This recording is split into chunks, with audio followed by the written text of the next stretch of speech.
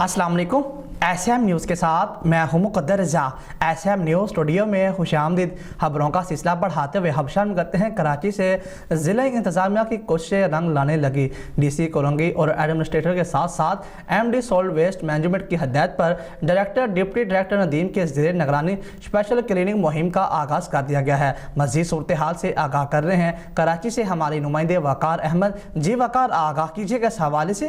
जी बिल्कुल, ज़िला इंतज़ामिया की कोशिशें रंग लाने लगी हैं। डिप्टी डायरेक्टर नदीम की निगरानी में स्पेशल क्लीनिंग मुहिम का आगाज़ किया गया। इस हवाले से इन्होंने यूसी 28 मदीना कॉलोनी के मुतअद्दिद कलेक्शन पॉइंट का विज़िट किया। विज़िट सिविल सोसाइटी इदारा बराए इंसानी हुकूक़ के मौसूल होने वाली अवामी शिकायत पर किया गया, जिसके बाद फौरी एक्शन लेते हुए सिविल सोसाइटी इदारा बराए इंसानी हुकूक़ की दरख्वास्त पर Madina colony UC 28 Korangi 100 quarter UC 25 sector 51B Korangi 6 market और ग्रीन बेल्ट के मुख्तलिफ कलेक्शन पॉइंट, जिसमें ईदगाह ग्राउंड और इलाके की गली कूचों का कचरा कुंडियों पर से अपनी ज़ेर निगरानी सफाई का काम का आगाज़ कर दिया गया, जिसके बाद इलाकाई अवाम घरों से बाहर आ गई।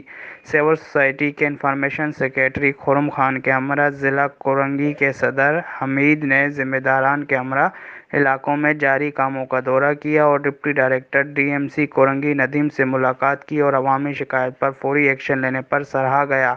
वाज़ह रहे कि कराची में गंदगी के बाइस अवाम डेंगू बुखार में तेज़ी से मुब्तला हो रही है। शहरियों का कहना था कि यूनियन कौंसिल और अवामी नुमाइंदों को मुतअद्दिद बार दरख्वास्तें भी दी गई हैं, लेकिन कोई सुनवाई नहीं होती।